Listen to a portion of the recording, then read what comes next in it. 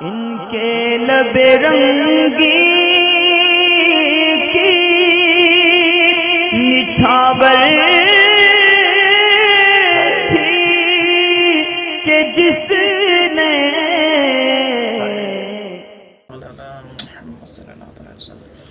अभी शाबान का महीना है और रमज़ान की आमद है, मगर रमज़ान से पहले रोज़े के ताल्लुक़ से कुछ सवाल जवाब जो आवाम के अंदर गलत फहमी होती है वो आप तक पहले ही पहुंचाने की यानी कोशिश की जा रही है। तो बेहतर ये है कि रमज़ान आने तक आप रमज़ान और रोज़े के बारे में इस वीडियो के अंदर कोई कमेंट्स ना करें। मुमकिन है कि आप जो सवाल पूछना चाहते हो रमज़ान के बारे में वो जल्द ही वीडियो की शक्ल में आप तक आ जाए। तो पहले रमज़ान तक आपको इस पूरे शाबान सब्र ही रखना चाहिए, क्या पता आपके सवाल करने से पहले ही आपका जवाब आ जाए। वरना आप चैनल की प्ले लिस्ट में जाकर रमज़ान या रोज़े का फ़ोल्डर देख लें, वहाँ आपको रमज़ान और रोज़े के सारे मसाइल मिल जाएंगे। तो मैं इंशाअल्लाह ताला कोशिश करूँगा कि जितने मसाइल या गलत फहमी आवाम के अंदर मशहूर होती हैं रोज़े के बारे में, मैं उन सबको रमज़ान से पहले ही रिकॉर्ड करके डाल दूँ। बिलफर्ज अगर कोई ऐसा मसला आपको लगता है कि इस चीज़ का भी बयान कर देना चाहिए तो आप उनको हमें बतौर मशवरा ईमेल कर दें, हम उनको शामिल रिकॉर्डिंग कर लेंगे। और अगर ये वीडियो रमज़ान में देखी जा रही है और रोज़े के ताल्लुक़ से कोई सवाल है तो फिर आप कमेंट में रोज़े का सवाल कर सकते हैं। और अगर ये शाबान है तो अभी आप रोज़े का सवाल ना करें, कोई भी गलत फहमी वाला सवाल रोज़े के ताल्लुक़ से ना करें कि इससे रोज़ा होगा या नहीं होगा, इससे रोज़ा टूटेगा या नहीं टूटेगा, क्योंकि आप तक अभी वीडियो आने का इंतज़ार करें, मुमकिन आपका जवाब आ जाए। बाकी मैंने आपको ईमेल का मशवरा दे दिया। कोई ऐसी बात होगी जो चाहते हैं कि इस चीज़ को भी आप शामिल करना, ये चीज़ रोज़े में लोगों के अंदर मशहूर है, लोग इस बारे में गलत फहमी में रहते हैं या शक शुबा में रहते हैं, तो आप मशवरे के तौर पर हमें ईमेल करें, हम इंशाअल्लाह ताला ज़रूरी समझेंगे और वो सवाल अगर हमने दर्ज नहीं किया होगा तो उसको शामिल कर लेंगे। आज सबसे पहले बात करते हैं सहरी की नीयत के बारे में कि लोगों के अंदर ये वसवसा और शक शुबा रहता है कि रात को अगर कोई शख्स सोया और सुबह उसने सहरी वगैरह कर ली, नमाज़ पढ़ने के बाद वो फिर दोबारा सो गया और वो रोज़े की सहरी की दुआ पढ़ना जो है भूल गया, उसने सहरी की दुआ नहीं पढ़ी, तो यानी बिस्सो में गदिन नवेतो वाली ये शख्स दुआ पढ़ना भूल गया। अब ये सुबह उठता है तो उसके जहन में शक शुबा रहता है कि इसका रोज़ा दुरुस्त हुआ या नहीं हुआ।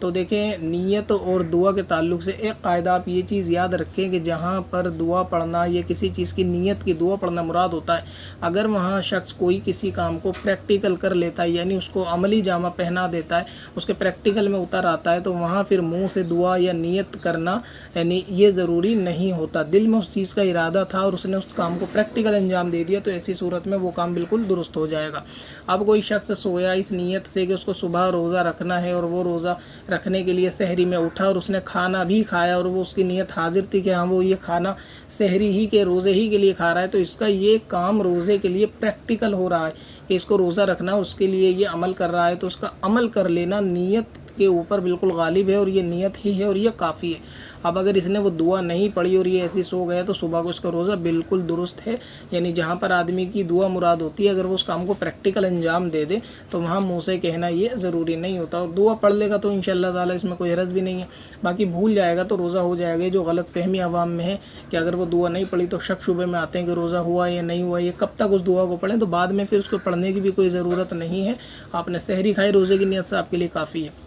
अच्छा, इस दुआ के ताल्लुक़ से मैं क़ायदा आपको और बयान करूँ,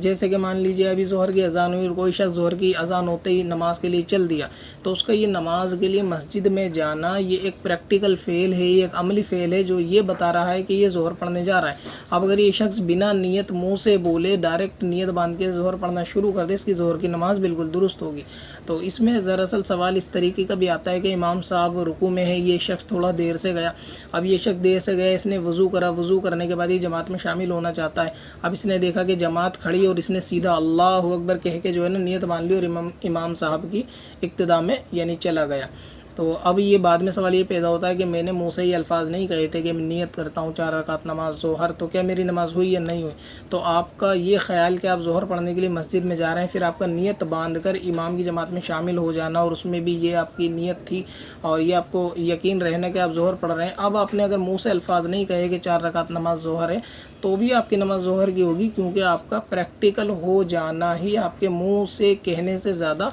यानी मायने रखता है। तो अगर आप प्रैक्टिकली वहाँ पर हो गए, नमाज की नीयत बांध के नमाज में शामिल हो गए तो मुंह से अल्फाज नहीं कहे तो वहाँ भी नमाज दुरुस्त होती है। ठीक इसी तरह ये मसला भी है कि अगर आप सहरी कर रहे हैं तो सहरी करना इस बात की दलालत है, इस बात की गवाही है, इस बात की शहादत है कि आप रोज़ा रखेंगे, जबकि रोज़े की नीयत भी आपके दिल में हो। तो आप रोज़ा रखने की नीयत से उठे, आपने खाना खाया और दुआ नहीं पढ़ी, तो रोज़े में खाना खाना सहरी करना ही इस बात की आपकी अलामत हो गई कि आप रोज़ा रखेंगे तो आपका रोज़ा बिल्कुल दुरुस्त हो गया। इसके अंदर अगर दुआ नहीं पड़ी तो रोज़े के होने ना होने का कोई शक शुबा इंशाअल्लाह ताला आपको नहीं होना चाहिए।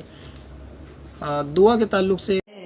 पत्थर में हसन लाले पुरनवार